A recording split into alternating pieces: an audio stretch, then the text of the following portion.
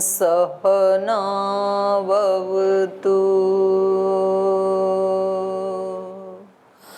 सहनौ भुनक्तु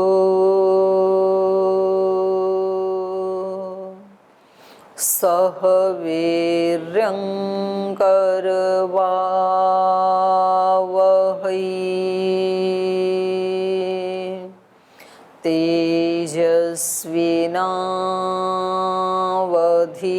तेजस्विनावधीतमस्तु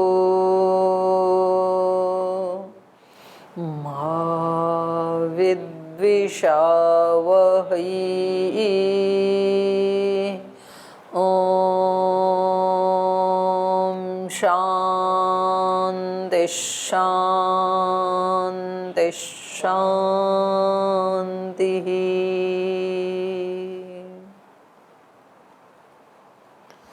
सूत्र पाठ। अथ तृतीयोऽध्यायस्य द्वितीयः पादः। संधे सृष्टिराह हि निर्मातारं चैके पुत्रादयश्च मायामात्रं तु कार्त्स्नेन अनभिव्यक्तस्वरूपत्वात् सूचकश्च हि श्रुतेराचक्षते च तद्विदः पराविध्यानात् तु तिरोहितं ततो हि यस्य बन्धविपर्ययौ देहयोगाद्वा सोऽपि तदभावो नाडीषु तच्छ्रुतेरात्मनि च अतः प्रबोधोऽस्मात् स एव तु कर्मानुस्मृतिशब्दविधिभ्यः मुग्धेरर्धसम्पत्तिः परिशेषात् न स्थानतोऽपि परस्योभयलिङ्गं सर्वत्र हि नाभेदादिति चेन्न प्रत्येकमतद्वचनात् अपि चैवमेके अरूपवदेव हि तत्प्रधानत्वात् प्रकाशवच्चैवर्थ्यात् आह च तन्मात्रं दर्शयति चाथोऽपि स्मर्यते अत एव चोपमा सूर्यकादिवत् अम्बुवद ग्रहणात्तो न तथात्वं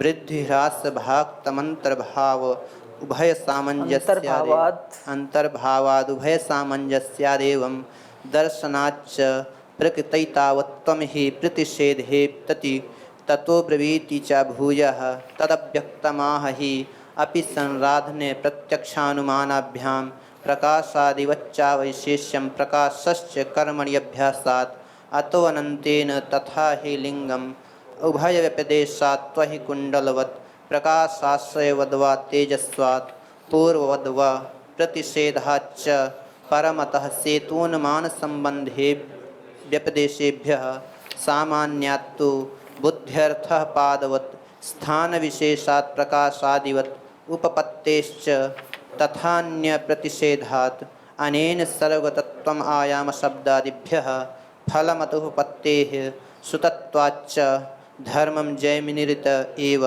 पूर्वं तु बादरायणो हेतुव्यपदेशात् इति द्वितीय। तो आइए वेदांत दर्शन का तृतीय अध्याय का द्वितीय पाद हम पढ़ रहे हैं और इसमें पहले स्वप्न अवस्था के बारे में इन्होंने बताया। तो यहाँ सूत्रकार का कहना है कि स्वप्न आने के लिए तीन चीज़ें होना अनिवार्य है। एक संस्कार होने चाहिए, एक फिर शरीर का उसके साथ संयोग होना चाहिए और एक उसके प्रति अनुराग होना चाहिए अत्यंत। जिस विषय के बारे में हम स्वप्न देख रहे हैं तो उसमें अत्यंत अनुराग छिपे हुए, उससे संबंधित हमारे संस्कार और देह योगात्व, तीन चीज़ें होनी चाहिए।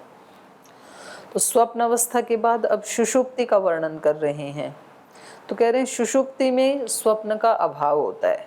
तद अभाव माने स्वप्न का अभाव।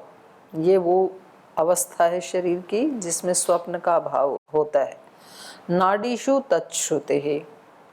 और कहाँ जाता है फिर वो आत्मा? स्वप्न अवस्था में नहीं होता है तो नाडीषु, वो नाड़ियों में चला जाता है। और आत्मनीचे या फिर परमात्मा में रहता है वो जीवात्मा। तो उसके दो स्थान हैं। और एक दृष्टि से देखें तो नाड़ी में जाए तो वहाँ भी परमात्मा विद्यमान है। तो परमात्मा कोई ऐसा तो है नहीं कि अलग स्थान में नाड़ी में नहीं है। तो हम ये भी कह सकते हैं कि सुषुप्ति में वो ब्रह्म के ही साथ रहता है। आगे कहा अतः प्रबोधो अस्मात्। और जहाँ पर जाता है ये, वहीं से ही फिर वापस भी आता है। अतः इस कारण से अस्मात् प्रबोधः, अस्मात् माने परमात्मा से, है ना, और ब्रह्म से, तो परमात्मा से निकल करके ही ये जागृत अवस्था में आता है। तो ये हम पढ़ रहे हैं। अतः हेतु यतो ही परमात्मनि सुषुप्ति अस्य जीवात्मनो निर्दिष्टा तस्मात् कारणात् तस्य प्रबोधो जागरणम अस्मात् परमात्मनो भवति।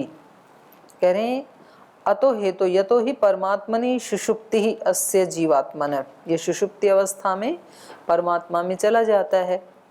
तो ये निर्दिष्टा, ये स्थिति हमने निर्दिष्ट कर दी 7 नंबर सूत्र में। तस्मात् कारणात्, इस कारण से, तस्य प्रबोधो, प्रबोध माने जागरणम, उसका जागरण भी अस्मात् परमात्मनो भवति, इस परमात्मा से ही होगा। जहाँ जाके रुका था व्यक्ति वापस वहीं से तो आएगा।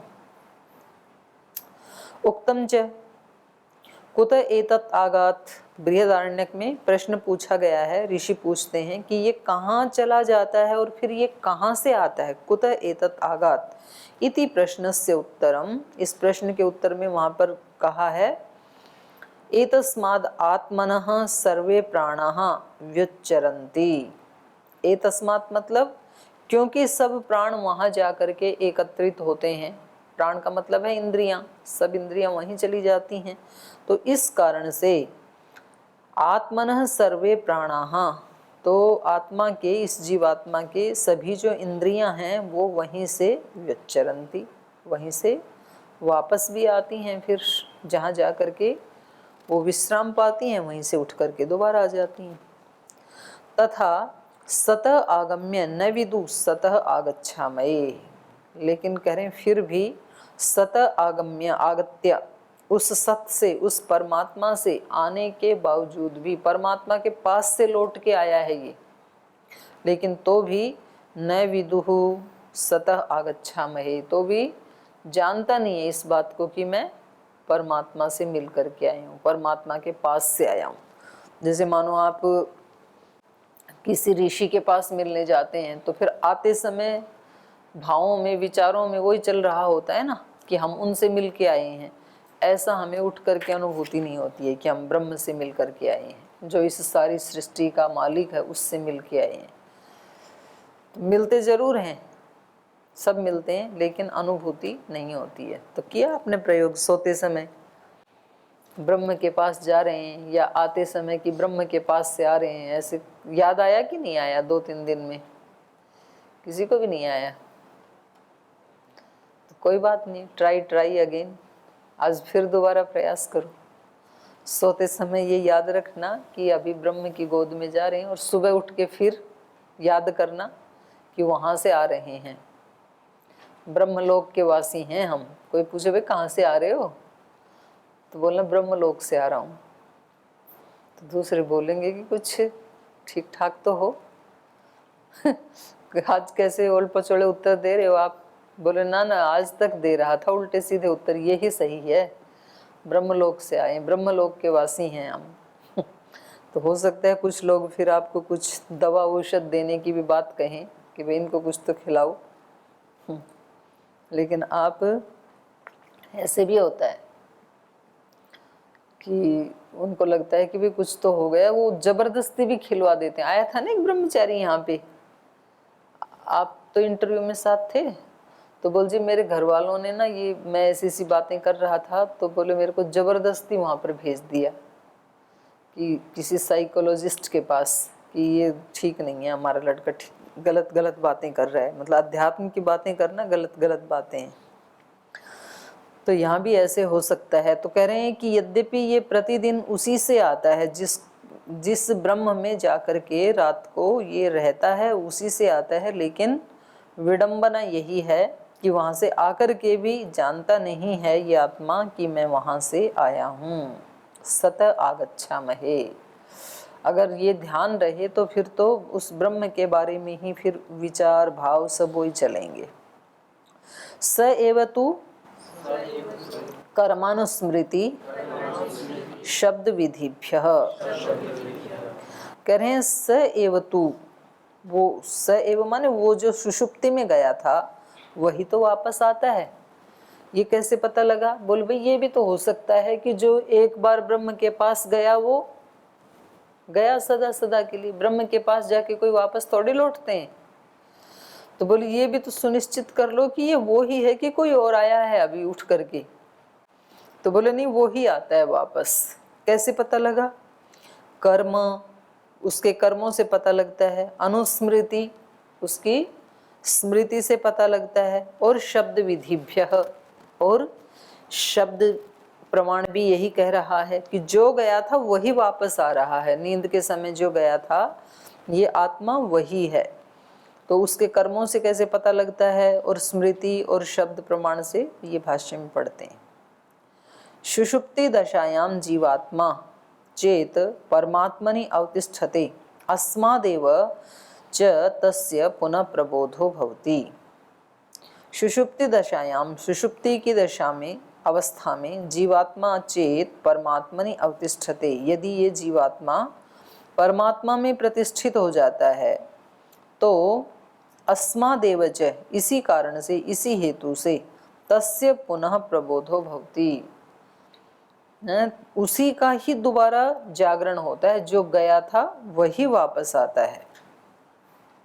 स एवं प्रबुद्धः सन् य एव यह सुषुप्ते पूर्वम आसीत् किम वह अन्य इति जिज्ञासायाम उच्यते। तो कह रहे हैं यहाँ पर ये जो अभी उठ के आया है, स एवं प्रबुद्धः सन्, ये जो उठता हुआ जो आत्मा है, ये जो जग के आ रहा है, स एव यह सुषुप्ते पूर्वम आसीत्, क्या ये वही है जो सुषुप्ति से पूर्व था? वही व्यक्ति आ रहा है? किम वह अन्य इति, या कोई दूसरा आ रहा है वहां से, कि वो तो ब्रह्म में हो गया लीन, अब कोई और आ रहा है। उससे पूछें कि भाई साहब ये काम आपका कल रह गया था। बोले कौन सा काम? मैं तो अभी आज नया ब्रह्मलोक से आ रहा हूँ। तो वो तो फिर तो व्यवहार ही नहीं चलेंगे, तो सोचेंगे कि भाई वो कहाँ गया? बोले वो तो ब्रह्म में हो गया लीन। तो कह रहे हैं कि वही आता है या दूसरा आता है? इति जिज्ञासायाम, ये जिज्ञासा होने पर, स एव तु जीवात्मा प्रबुद्धो अपि अस्ति।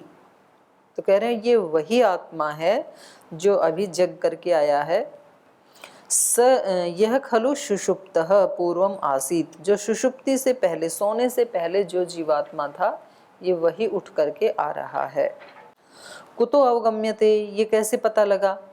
तो उसका उत्तर दे रहे हैं, उच्यते कर्मानुस्मृति शब्द विधिभ्यः, कर्म प्रवृत्ते है, अनुस्मृते है, और शब्दात और विधेश्च, अलग है ये शब्द और विधि अलग है। शब्द प्रमाण से और विधेश्च, विधि से भी। कैसे?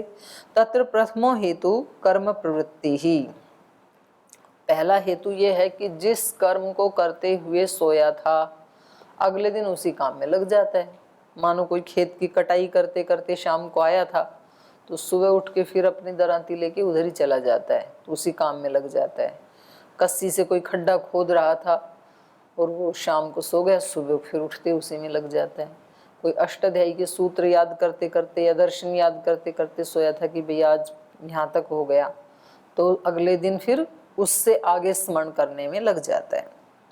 तो इस कर्म की प्रवृत्ति से पता लगता है कि ये वही व्यक्ति है। कर्म प्रवृत्ते अनुस्मृते शब्दात विधेश्च, तत्र प्रथमो हेतु कर्म प्रवृत्ति, यत् कर्म कुर्वन् सन् सह सुषुप्ते प्राग आसीत् प्रबुद्ध सन् तदेव कर्मारभते, तत्र अभ्यासं मन्यमानो यद्वा तत्कर्म पूर्णं मन्यमानः। तो यत् कर्म कुर्वन् सन् सह सुषुप्ते प्राग आसीत्, जो काम करता हुआ ये सुषुप्ति से पहले था जो ये जीवात्मा, प्रबुद्ध सन, जागता हुआ भी, तदेव कर्मारभते, उसी कर्म का फिर प्रारंभ कर देता है।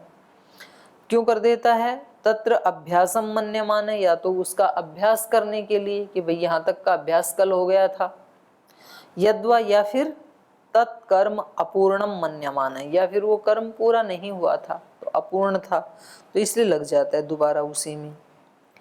छात्रश्च अधीतात् पाठादग्रे पाठम अधीते पूर्वम पाठम अधीतम मन्यमानः, जैसे कोई छात्र जगते हैं तो वो क्या करते हैं, जो उन्होंने पाठ पढ़ लिया था उससे आगे का पाठ पढ़ना प्रारंभ कर देते हैं। किस लिए? पूर्वम पाठम अधितम मन्यमाने, क्योंकि इससे पहले का हमने कल पढ़ लिया था। जैसे कि हम सब पढ़ते हैं यहाँ इस कक्षा में, तो हमें ये स्मरण रहता है कि भाई 8 सूत्र तक हमने पढ़ लिया था, तो आज 9वें से शुरू करते हैं। तो ये अपने कर्म में लगना हो गया छात्र का। ऐसे ही तंतु आयश्च, और जो जुलाहा है प्रबुद्ध सन, तो वो जगते ही क्या करता है? नुताद अवशिष्टम वस्त्रम पुनर्वयति, जो बुनने से अवशिष्ट वस्त्र रह गया था उसको फिर दोबारा बुनना शुरू कर देता है। तो ये कर्म से पता लगा। दूसरा, अनुस्मृति ही सुषुप्ते पूर्वम यद गृहम मंदिरम व दृष्टवान प्रबुद्ध सन तदेव इदम गृहम मंदिरम व यद अहम सुषुप्ते पूर्वम दृष्टवान तथा स एव अहम यह सुषुप्ते पूर्व अमुक नामा देवदत्तादि आसम इति अनुस्मरति। तो कह रहे हैं अनुस्मृति से भी पता लगता है। सुषुप्ते पूर्वम यद गृहम मंदिरम व दृष्टवान, सोने से पहले जिस घर को या जिस मंदिर को उसने देखा था, जिसको अपना मान रहा था घर या मंदिर को, प्रबुद्ध सन, तो जगते हुए ही, तदेव इदम गृहम मंदिरम वा, तो ये वही घर है या ये वही मंदिर है, यद अहम सुषुप्ते पूर्वम दृष्टवान, जिसको मैंने सोने से पहले देखा था, तथा स एव अहम, और ये मैं वही हूँ, यह सुषुप्ते पूर्व अमुक नामा, जो सोने से पहले अमुक नाम वाला था, देवदत्तादि नाम वाला था, देवदत्तादि आसम, जो मैं देवदत्तादि था वही मैं हूँ अभी उठने के बाद। इति अनुस्मृति, तो ये जो स्मृति रहती है, नहीं तो पता लगा कि अगले दिन याद ही नहीं है व्यक्ति को, तो कैसे व्यवहार करें उससे। आपसे पूछें कि भाई कक्षा में कहाँ तक पढ़ा दिया था, बोल जी कौन सा पाठ और कौन सा पढ़ाना, तो पीछे का पाठ तो गया मेरा सारा, तो अभी तो आप बता देते हो कि जी 8 तक हो गया था, 9 तक हो गया था, तो उससे आगे चल पड़ते हैं। अगला है शब्द प्रमाण से। पुनः प्रतिन्यायम प्रतियोन्याद्रवति बुद्धांताय एव। कह रहे हैं पुनः प्रतिन्यायम, प्रतिन्यायम माने जिस मार्ग से गया था उसी रास्ते से, प्रतियोनि, प्रतियोनि माने अपने मूल कारण में, आद्रवती वापस आ जाता है। किसके लिए? बुधांताय एव, माने जैसे वो जागृत अवस्था में था वैसा ही होने के लिए। बुधांताय माने अपने उस नॉलेज से युक्त होने के लिए, जिस रास्ते से गया था उसी रास्ते से, उसी राह से वापस आता हुआ, प्रतिन्यायम प्रतियोनि आद्रवती, उसी रास्ते से और अपने उसी मूल कारण में आकर के ये जागृत हो जाता है। बुधांताय एव, वैसा ही होने के लिए, ये बृहदारण्यक का वो है प्रमाण है। त इह व्याघ्रो वा सिंहो वा वृको वा वराहो वा कीटो वा पतंगो वा दंशो वा मशको वा यद्यद भवन्ति तदा भवन्ति। तो कह रहे हैं कि सुषुप्ति में जाने से पहले चाहे वो व्याघ्र था, सिंह था, वृक था, भेड़िया था, वराह था, कीट था, पतंग था या दंश था, दंश मतलब डंक मारने वाले जो प्राणी हैं, मशको वा या मच्छर था, यद्यद भवन्ति, जो जो भी शरीर थे उस आत्मा के, तद आभवंती, पुनः वैसा ही हो जाता है वहां से आकर के। तो ये क्या हो गया? शब्द प्रमाण हो गया। वो शब्द प्रमाण भी ये बता रहा है कि जो गया था वही वापस आता है। स एव इति शब्द प्रमाणादपि सिद्ध्यति, तो शब्द प्रमाण से भी यही सिद्ध होता है। और कह रहे हैं विधान, विधि से भी पता लगता है। विधिर विधानम, विधि किसे कहते हैं? विधान को। विधान मतलब शास्त्रादेश, जो शास्त्र का आदेश है उसको विधि कहते हैं, उसी को विधान कहते हैं। शास्त्र का आदेश क्या है? विधि का क्या विधान है? कुर्वन्नेवेह कर्माणि जिजीविषेच्छतम समाहा, कर्म करते हुए ही इसको 100 वर्ष जीने का अधिकार है। काम ना करे तो फिर कल मरता हो तो आज ही मर जाए, फालतू में धरती का वजन क्यों बढ़ाए, और क्यों अन्न जल आदि खा करके औरों का हिस्से का भी क्यों खाए। तो इसलिए ये वेद का ही आदेश है कि भाई आपको जीना है तो कर्म करते हुए जीने की इच्छा करो, खाली बैठ करके जीने की इच्छा नहीं करना, क्योंकि स्वयं परमात्मा अत्यंत कर्मशील है। विष्णु कर्माणि पश्यत यतो व्रतानि पश्पसे, ये उसका खुद का कर्म इतना दिखाई दे रहा है। एक एक पर्वत इतना विशाल बना दिया, उसके ऊपर एक ही पर्वत पे इतनी अनंत अनंत प्रकार की जड़ी बूटियां। अब एक ही हिमालय पे 550 तो खोज ली और पता नहीं कितनी हैं अननोन। कुछ बर्फ में भी होती हैं, कुछ जल में भी होती हैं, कुछ अन्य चोटियों के ऊपर भी होती हैं। अब हिमालय की चोटी तो कहाँ, वहाँ कंचनजंगा तक, मेघालय तक, और इधर मतलब पूरा फैला पड़ा है ना, इधर चीन तक, तो इसकी तो बहुत सारी चोटियां हैं। तो उनके ऊपर पता नहीं, और ये तो एक पर्वत की बात है, ऐसे ऐसे तो देश में कितने पर्वत हैं, और फिर जैसे भारत में है ऐसे अन्य देशों में कितने पर्वत हैं। तो केवल पर्वत पर्वत की जड़ी बूटियां और उनके आकार प्रकार आदि देखें, वही कितना अनंत है। तो ये तो और ये तो फिर बात इस पृथ्वी की है। इस पृथ्वी की तो इस ब्रह्मांड में बहुत छोटी स्थिति पढ़ी ना हमने, जुगनू की तरह, जैसे आकाश में जुगनू, ऐसे पढ़ा हमने उसमें योग दर्शन में।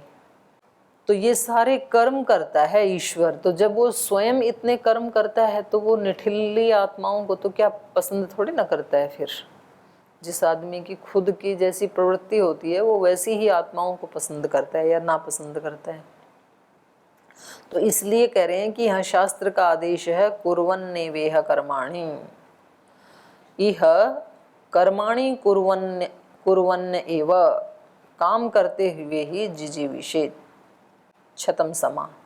यदि ही सुषुप्तेः अनन्तरं स एव जीवात्मा प्रबुद्धो न स्यात् तर्हि शतवर्ष जीवनाभिलाषायां कालं कथं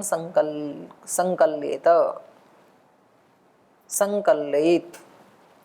यदि सुषुप्ति के बाद ये वही जीवात्मा ना होवे जो कि पहले था जगने पर, तो फिर कौन 100 साल तक जीने की अभिलाषा भी कौन करेगा, कौन संकल्प करेगा। क्योंकि जब ये वही है तभी तो कहेगा कि मैं 100 साल जीऊं। जब नया ही व्यक्ति है कोई, तो वहां तो फिर 100 साल की बात उठेगी ही नहीं। तो ये शब्द प्रमाण ही खंडित होने लगेगा। तो कह रहे हैं तर्हि शतवर्ष जीवनाभिलाषायाम कालम कथम संकलयेत, मतलब कैसे संकल्प करे या कैसे उसकी गणना करे यदि वो व्यक्ति ना हो तो। कथम ही नित्यम संध्याम उपासित, नित्य संध्या क्यों करेगा दूसरा हो तो। नित्यम अग्निहोत्रम च जुहुयात इत्यादि विधि विधान संभव कथम स्यात्, और जो विधि विधान है कि भाई नित्य अग्निहोत्र करना चाहिए या स्वर्ग कामो अग्निहोत्रम यजेत आदि, ये सारा शब्द खंडित होने लगेगा। क्योंकि रोज करने का मतलब है एक ही व्यक्ति रोज करेगा तब ये कथन बन पाएगा कहने में, नहीं तो रोज नया व्यक्ति आ रहा है तो उसके लिए तो एक एक दिन ही होगा। तस्मात् स एव सुषुप्तेरनन्तरं प्रबुद्धो जीवात्मा इति, इसलिए सुषुप्ति से पहले जो था जगने के बाद भी वही जीवात्मा रहता है। तो यहाँ तक इन्होंने बता दी ये सुषुप्ति की अवस्था। तो सुषुप्ति की अवस्था क्या बताई, स्वप्न से रहित होता है और उस समय जीवात्मा या तो सुषुम्ना नाड़ी में चला जाता है और या तो परमात्मा में रहता है। लेकिन इसकी बस विडंबना ये है कि रोज ब्रह्म के पास से आते हुए भी अनुभूति नहीं होती है कि मैं ब्रह्म के पास से आ रहा हूँ। वही व्यक्ति है रोज ब्रह्म से मिल करके आता है और दिन में फिर अभीप्सा करता है कि मैं ब्रह्म से मिलूं, और भगवान के विधान से ही फिर रोजाना रात को मिलता है, चाहे थोड़ी ही देर मिले। थोड़ी देर तो सभी की ही सुषुप्ति लगती है। तो इसका मतलब सब हर आत्मा को ही भगवान अपनी गोद में लेते हैं हर दिन, पर इसको स्मरण नहीं रहता है। अब आगे ये कर रहे हैं मूर्छावस्था की बात। मुग्धेर्ध संपत्ति ही परिशेषात्।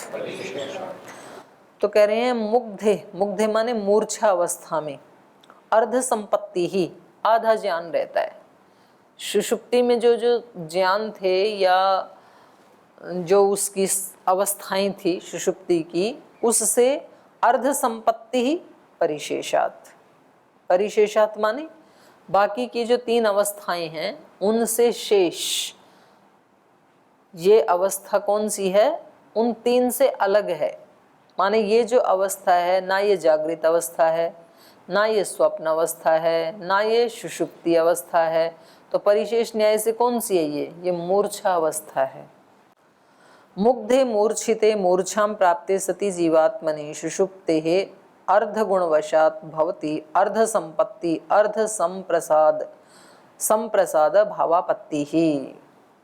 मुग्धे, मुग्धे को खोला, मूर्छिते, मूर्छिते को खोला, मूर्छां प्राप्ते सति, मूर्छा को प्राप्त होने पर, जीवात्मनि सुषुप्तेः, इस जीवात्मा में, सुषुप्तेः अर्धगुणवशात्, सुषुप्ति से आधे गुण मिलने के कारण, भवति अर्ध संपत्ति ही, इसको सुषुप्ति अवस्था से अर्ध संपत्ति कह दिया जाता है। अर्ध संप्रसाद संप्रसाद भावापत्ति ही, माने अर्ध संप्रसाद की भावापत्ति होती है। जो जो जैसे क्या क्या होता है, क्या क्या उसकी भिन्नताएं हैं और क्या क्या समानताएं हैं वो बता रहे हैं। कथम ज्ञायते, कैसे पता लगा, परिशेषात्।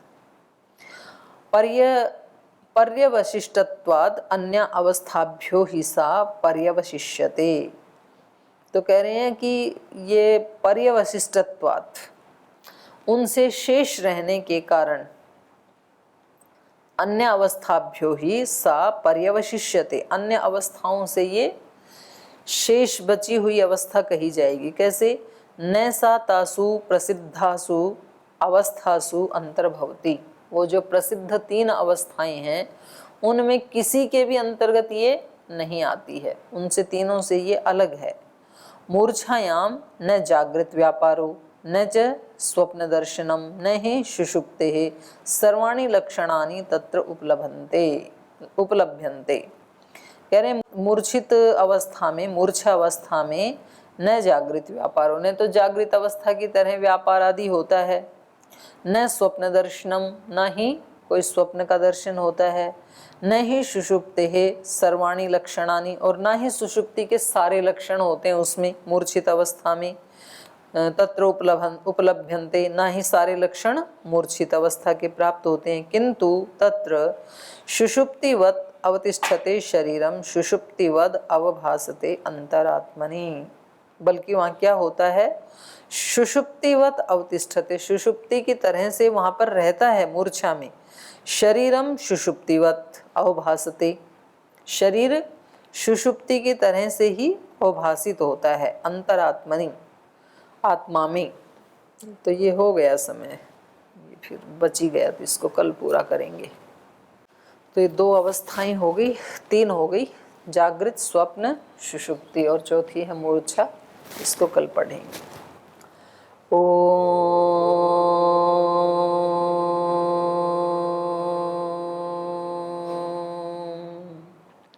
शांति शांति शांति। श्री गुरुभ्यो नमः।